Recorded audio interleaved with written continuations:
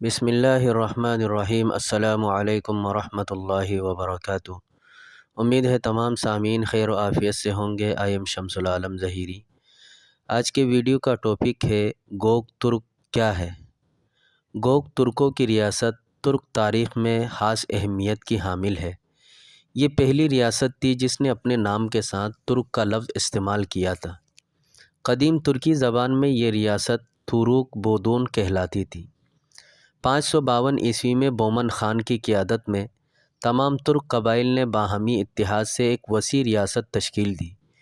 ان قبائل میں Oghuz, Yagma, Uyghur, garlic, تورگیش، خزر، پچنک، کیکچاک اور چگل مشہور ہے۔ بومن خان نے اپنے بھائی استمی خان کو ایک لشکر کے ساتھ آک-ہنو کی سرکوبی کے لیے روانہ کیا۔ استمی خان نے یہ مہم کامیابی کے ساتھ سر کی اور دریائے جیون سے گزر کر خراسان میں وسیع اراضی کو گوک ترک ریاست کا حصہ بنایا۔ 557 عیسوی میں گوک ترکوں کی ریاست کا رقبہ 60 لاکھ مربع کلومیٹر تھا، جو کہ اسے تاریخ کی عظیم ترین ریاستوں میں سے ایک بناتی ہے۔ ان کی زبان قدیم ترکی تھی اور ان کا اپنا رسم الخط موجود تھا۔ 565 عیسوی میں گوک ترک اور بازنطینی ریاست کے درمیان معاہدہ انجام پایا۔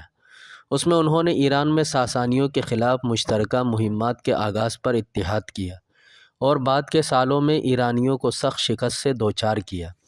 581 عیسوی میں یہ ریاست دو حصوں میں تقسیم ہو گئی اور مشرقی گوک ترکوں و مغربی گوک ترکوں کے نام سے دو مستقل حکومتیں قائم ہوئیں۔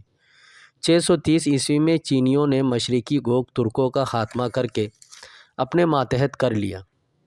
657 عیسوی میں مغربی گوک ترک ریاست کا بھی سقوط ہو گیا۔ 682 عیسوی میں التیریش خان کوئی ہوئی سلطنت کو دوبارہ برقرار کرنے میں کامیاب ہو گیا۔ ال کے معنی قوم کے ہے اور تیریش کے معنی ہے نئی زندگی۔ التیریش خان دوسری گوک ترک ریاست کا بانی تھا۔ اس کے دور میں گوک ترکوں نے دوبارہ اپنی سرحدوں کو وسعت بخشی۔ اس نے 9 سال حکومت کرنے کے بعد 691 عیسوی میں وفات پائی۔ التیریش کے بعد اس کے بھائی کاپاگان خان کو دوسری گوک ترک ریاست کا خاقان بنایا گیا۔ اس نے ماوراء النہر کو فتح کر کے سمرقند تک کا علاقہ اپنی قلمرو میں شامل کیا۔ ماوراء النہر اس زمانے میں اموی خلافت کا حصہ بن چکا تھا، اس لیے رد عمل میں عربوں اور گوک ترکوں کے مابین شدید جنگیں ہوئی، جس میں عرب افواج نے برتری پائی۔ آخری سالوں میں گوک ترکوں کے اوغوز ترکوں کے ساتھ شدید اختلافات پیدا ہوئے، جو کہ شدت پکڑتا گیا۔ 715 عیسوی سے 716 عیسوی کے دوران 4 مرتبہ اوغوز قبائل کے ساتھ ان کی جنگیں ہوئی۔ بالآخر کاپاگان خان 716 عیسوی میں اوغوز ترکوں کے خلاف جنگ کے دوران مارا گیا۔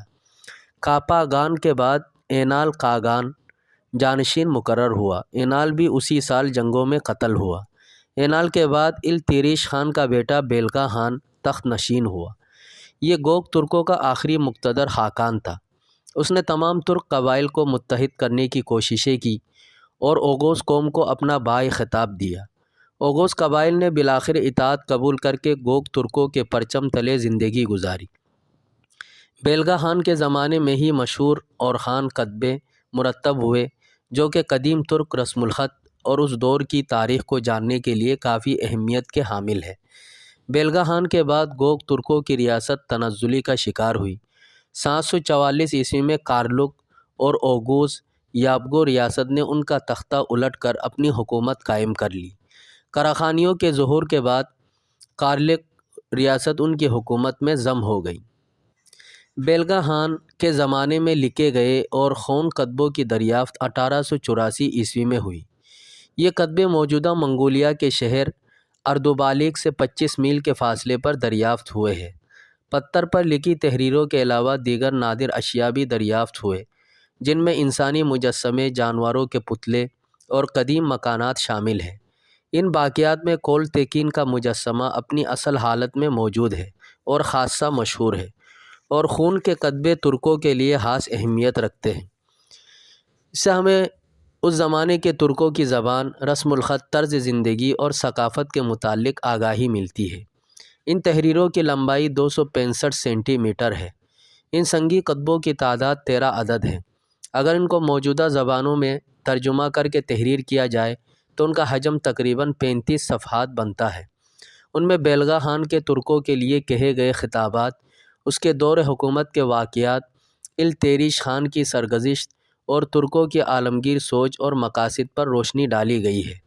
مثال کے طور پر بعض کو یہاں درج کیا جاتا ہے: اوپر آسمان اور نیچے زمین کی تخلیق کے بعد تنگری خدا نے ابن انسان کو پیدا کیا اور انسانوں پر فرمان روائی کرنے کے لیے ہمارے والد بومن خان اور ایستمی خان کو تخت پر سرفراز کیا۔ ہمارے خاقان آبا و اجداد عالم و دانشمند تھے، ان کے وزراء بھی دانا تھے، اسی لیے رعایا بھی ان کے تابع اور وفادار رہی۔ انہوں نے قوم کی حفاظت کی اور ان کی بہترین انداز میں تربیت کی۔ ان کے دنیا سے پرواز کرنے کے بعد حکومت نادان خاقانوں کے ہاتھ آئی۔ انہیں امور حکمرانی کا کوئی شعور نہیں تھا۔ انہوں نے وزیر بھی ناکارہ مقرر کیے، امراء بھی خیانت کار اور دروغگو ہونے لگے۔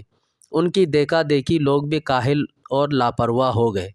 اس صورتحال کا چینیوں نے فائدہ اٹھا کر ان کو آپس میں دشمن بنا دیا۔ بے اتفاقی پھیل گئی اور ہم ایک دوسرے کے خلاف ہو گئے۔ یہ باوقار اور جاہ و عظمت والی قوم غیروں کی ماتحت بن گئی۔ مردوں کو غلام اور عورتوں کو کنیز بنا لیا گیا۔ امراء نے اپنے نام بدل کر چینیوں جیسے ڈنگ اختیار کر لیے۔ 50 سال تک یہ سلسلہ جاری رہا۔ لوگ روتے ہوئے کہتے تھے، ہم شان و شوکت والی قوم تھے، وہ جاہ و جلال کہاں گیا؟ ہمارا ایک خاقان ہوا کرتا تھا، وہ خاقان اور وہ ملک کہاں گیا؟ اس دوران کئی ترکوں نے بارہا غیروں کے تسلط سے نکلنے کے لیے جنگیں کیے، لیکن ناکام رہے۔ چین کے بادشاہ نے ان کے جذبہ استقلال کو دیکھ کر ترکوں کی نسل کشی کا فیصلہ کیا اور قتل عام کا آغاز ہوا۔ اس وقت خدا نے ترکوں کو نابودی سے بچانے کے لیے میرے والد التیریش خان اور میری والدہ البیلگا خاتون کو یہ وظیفہ سونپا۔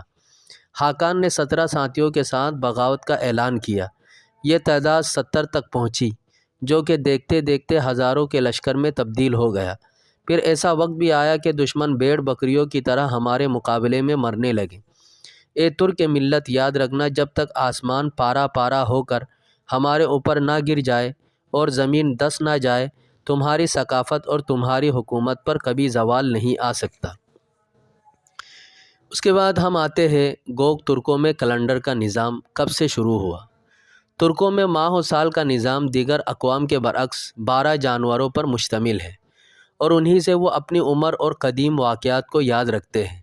یہ طریقہ ترکوں میں ہزاروں سال سے جاری ہے اور خون کتبوں میں بھی ان کا ذکر نظر آتا ہے۔ یہی نظام اسلام سے روشناس ہونے کے بعد بھی ترکوں میں جاری رہا۔ سلجوقی، غزنوی، عثمانی، افشاری اور قاجاریہ سلطنتوں میں اگرچہ ہجری کیلنڈر بھی زیر استعمال تھا، لیکن انہوں نے اپنا قدیمی نظام بھی ترک نہیں کیا۔